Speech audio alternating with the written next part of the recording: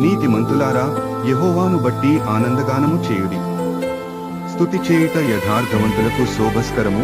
సితారాతో యెహోవాను స్తుతించుడి, 10 తంతుల స్వరమండలముతో ఆయనను కీర్తించుడి.